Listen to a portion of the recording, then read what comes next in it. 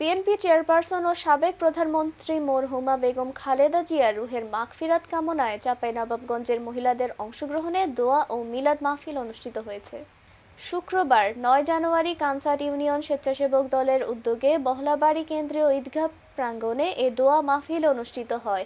এতে প্রধান অতিথি হিসেবে উপস্থিত ছিলেন বিএনপি চেয়ারপারসনের উপদেষ্টা অধ্যাপক শাহজাহান মিয়া।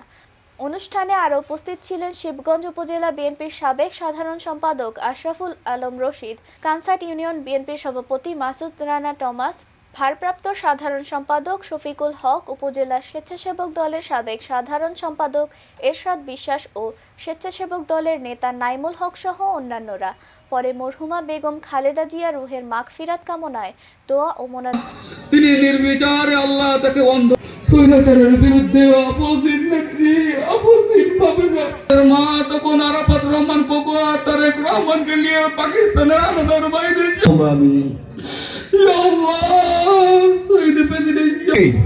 আপনারা জানেন, আপনারা কোনো সমস্যায় পড়লে আমার কাছে কিংবা আমাদের আপনাদের সম্মুখে সংক্ষিপ্ত কিছু কথা নিয়ে আসছে আমাদের বেগম খালেদা জিয়ার উদ্দেশ্যে দোয়া মাহফিলে বিপদে পড়ে তখনই যে পরিবারটা সর্বপ্রথম বিরহমাতিকা আস্তাগীস ইয়া হাইয়ু ইয়া কাইয়ুম বিরহমাতিকা আস্তাগীস।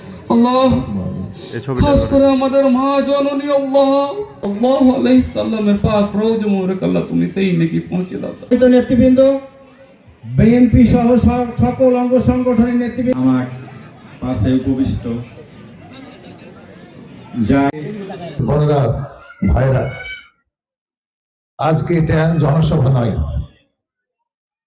আজকে হচ্ছে আমাদের মা,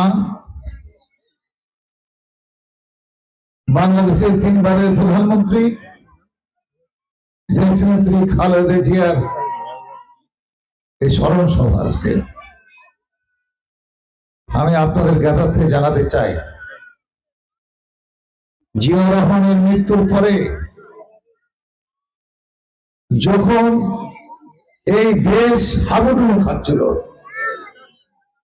সেই সময় উনি কোন রাজনীতি করতেন না। বেগম খালেদা জিয়া উনি সম্পূর্ণভাবে গৃহিণী ছিলেন জিয়া রহমানের বাড়িতে। দুর্যোগময় মুহূর্তে যখন এ দেশে অন্ধকার নামতে যাচ্ছিল, সেই সময় আমাদের প্রিয় নেত্রী দেশনেত্রী বেগম খালেদা জিয়া বিএনপির হাল ধরলেন। উনি রাজনীতিতে নামলেন বাধ্য হয়ে। আপনারা সবাই জানেন কি দুর্বিষহ অবস্থায়, কি দুর্যোগময় অবস্থায় রাজনীতিতে এসেছিলেন। আমি জানি, আমি জিয়া রহমান, বেগম খালেদা জিয়া সবার সাথে আমি জড়িত সরাসরি ভাবে। উপস্থিত ভাইরা আমার, বোনেরা আমার, সেই অবস্থায় উনি গৃহিণী থেকে রাজনীতিবিদ হয়ে উনি মাঠে মাঠে, রাস্তায় রাস্তায় উনি ঘুরেছেন। কত রকম প্রলোভন তার কাছে এসেছিল যাতে উনি রাজনীতিতে না আসেন। উনি কিছুই শুনেননি। উনি ছিলেন আপোষের নেত্রী।